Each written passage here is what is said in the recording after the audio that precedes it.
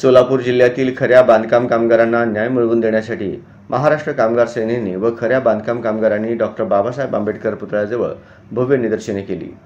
महाराष्ट्र कामगार सेनेचे प्रदेशाध्यक्ष विष्णू कारंपरी महाराज यांच्या नेतृत्वाखाली पार्क चौक येथील डॉक्टर बाबासाहेब आंबेडकर पुतळ्याजवळ करण्यात आलेल्या आंदोलनात आंदोलकांनी सहाय्यक कामगार आयुक्त चले जाओ, महायुती सरकार मुर्दाबाद, खऱ्या बांधकाम कामगारांना न्याय द्या, आमच्या मागण्या मान्य करा, नाहीतर खुर्च्या करा, गरीब बांधकाम कामगारांच्या नावाखाली लूटमार करणाऱ्या कामगार आयुक्तांचा धिक्कार असो, दलालांना मदत करणारे आयुक्त सुधीर गायकवाड यांचा धिक्कार असो, महाराष्ट्र कामगार सेनेचा विजय असो, अशा घोषणा यावेळी दिल्या।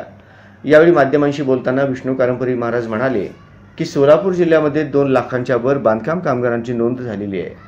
यावरून स्पष्ट दिसून येते की खोट्या बांधकाम कामगारांची नोंदणी करून सहाय्यक कामगार आयुक्तापासून कामगार मंत्र्यांपर्यंत सर्वच आर्थिक भ्रष्टाचार करत आहेत।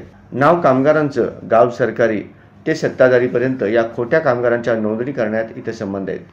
त्याचबरोबर सदरील प्रकाराबाबत अनेक आंदोलने केली, जिल्हाधिकाऱ्यांना भेटलो, कामगार मंत्र्यांना भेटलो, कामगार आयुक्त, अप्पर कामगार आयुक्तांना भेटलो, तरी कुठलीही ठोस कारवाई झालेली नाही।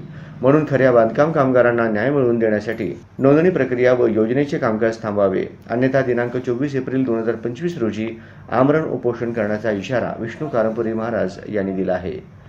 या आंदोलनात विष्णू कारंपरी महाराज, सोहेल शेख, वैशाली बनसोडे, रेखा आडकी, विठ्ठल खुराडकर, गुरुनाथ कोळी, पप्पू शेख, लहू वाघमारे, शिवाजी पवार, सविता दासरी, पद्मा मॅकल, राधिका मिठ्ठा, महालक्ष्मी शेरला, नरसम्मा मालपुरी, राणी दासरी, लक्ष्मी गुंटला, लक्ष्मीबाई इप्पा, शोभा पोला, कविता इराबत्ती, रमेश चिलवेरी, मल्लय्या कोंडा, शरणप्पा जगले, संतोष जाधव व अनेक खरे बांधकाम कामगार यावेळी उपस्थित होते। महाराष्ट्र कामगार सेनेचा कोण म्हणते देणार नाही, अरे कोण म्हणते देणार नाही, खरं कामगारांना न्याय मिळालाच पाहिजे, खऱ्या बांधकाम कामगारांना न्याय मिळालाच पाहिजे। एसीएल चले जाओ, सहाय्यक कामगारांचं चले जाओ, गायकवाड चले जाओ। जय महाराष्ट्र, नमस्कार। मी महाराष्ट्र कामगार सेनेचा प्रदेशाध्यक्ष, त्याचबरोबर बांधकाम क्षेत्रात काम करणाऱ्या कामगारांचा या ठिकाणी न्याय मिळवून द्यायचं काम करतो आम्ही। परंतु गेल्या 2 वर्षापासून बांधकाम कामगारांचा न्याय मिळवून देत असताना असं एक धक्कादायक बातमी पुढे आलेली आहे की सोलापुरामध्ये 2,30,000 लोकांची नोंदणी झाली।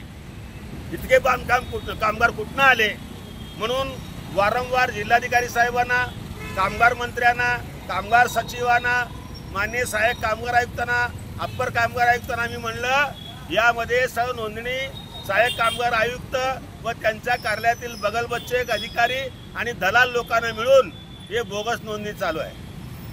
खरा बांधकाम कामगार उपाशी मरतोय, खरा बांधकाम कामगार मरा लागला, परंतु हे खोटे कामगारांना पैसे मिळवून देण्याचं काम हे दलाल लोक करत आहेत। सहाय्यक कामगार आयुक्त मुख्य डाकू आहे।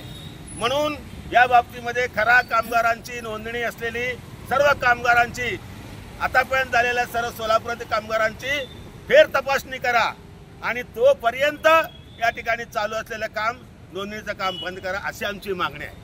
अहो, गेल्या 4 दिवसापूर्वी केगावमध्ये एका वस्तीमध्ये भांड्याचे किट, शेकडो किट सापडले। कुठनं आले?